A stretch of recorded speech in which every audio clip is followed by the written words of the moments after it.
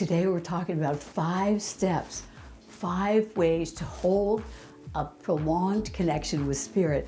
Many of us that practice mediumship or even wanting to connect with our own deceased loved ones have a hard time holding on to that connection.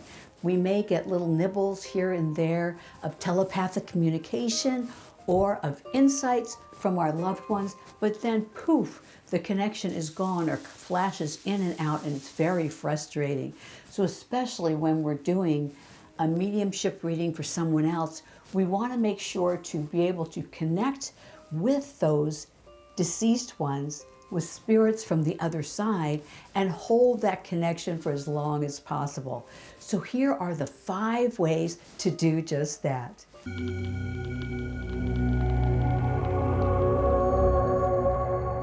Spirits on the other side are now dwelling in love, in the light of love, so that their vibration is on a higher plane than ours is. So we have to do our best to be able to hold this connection to reach a meditative state where our lightness of being comes into play. And how we do that, first of all, is if we meditate regularly, and a little differently if we meditate without music, without sound. You can use the music to get you into that state, but then when you're providing a reading for someone else, it's in quiet. So you need to learn to meditate and raise that vibration without drumming, without music, and to be aware that you're dwelling in the spirit world. The second step to connecting with spirit and holding that connection for a long time is to expand your aura. As we expand our aura, it enables us to become lighter, to raise our vibration. And a great way to do that is to meditate on the light within you. You can meditate on your chakras. I have some chakra meditations on my channel. You can also just be aware of a light within you, within your core center, expanding brighter and brighter until you see it expand out into the universe, out into the galaxies. There is no limit to what you are and to what you can do. So when you expand your aura, you're raising that vibration, and when you connect with spirit, it's a lot easier to keep that connection going and simply and easily receive that telepathic or psychic communication. The third way to connect with spirit and hold that connection for a prolonged time is, in addition to raising that aura, to then meditate on a symbol that in your mind stands for that raised aura, that light of being, that lightness of your being. And that can be a symbol, anything that you choose that makes you feel uplifted, that makes you feel full of light. And what mine is I picked a gold star, a solid gold star that whirs around and actually makes sound in my mind. I also see sparks of light shooting off from this gold star, and they are the colors of our chakra. The violet, the light blue of my throat, the green of my heart chakra, orange, yellow, red, all those sparks flying off of that gold spinning star. I immediately feel a lightness of being and realize that my aura is expanding and I'm being lifted up spiritually into higher realms. The fourth way to hold a prolonged spirit connection is to mentally visualize yourself shifting into the higher realms, shifting into the realm of spirit.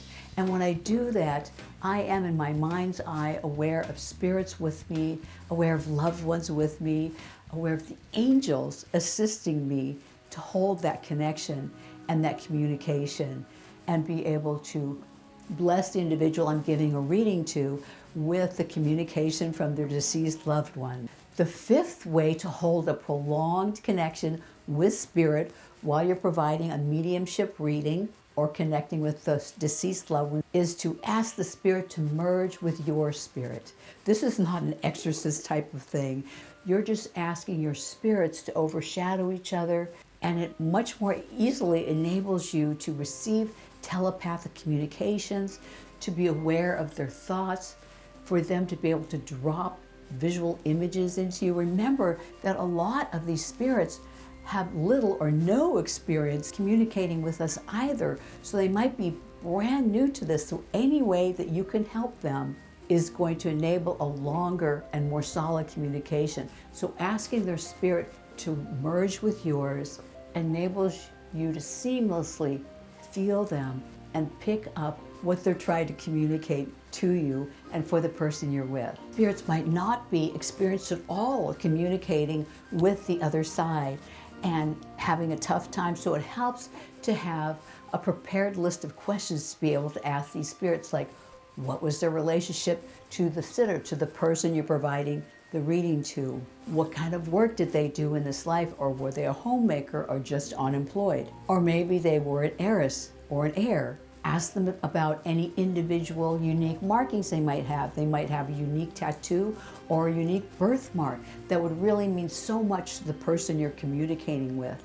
So ask them about those sort of things. Ask them to share a special moment they shared with the person for whom you're doing a reading, something that will really touch their heart. You can also ask the spirit about favorite animals or relatives or friends they had in their life that the person you're giving your reading to might recognize. In addition, you can ask them about other deceased spirits on the other side that they are in communication with on a regular basis. There are many, many things you can ask them.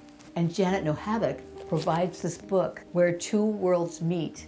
And it's fantastic in that it tells you again how to connect with spirit and gives you a great list of questions that you can have when you are doing a mediumship reading that I found to be very, very helpful. If you enjoyed this video, please give it a like and subscribe while you're at it for more videos like this one. And next, you'll want to go here to experience a meditation on connecting with deceased loved ones.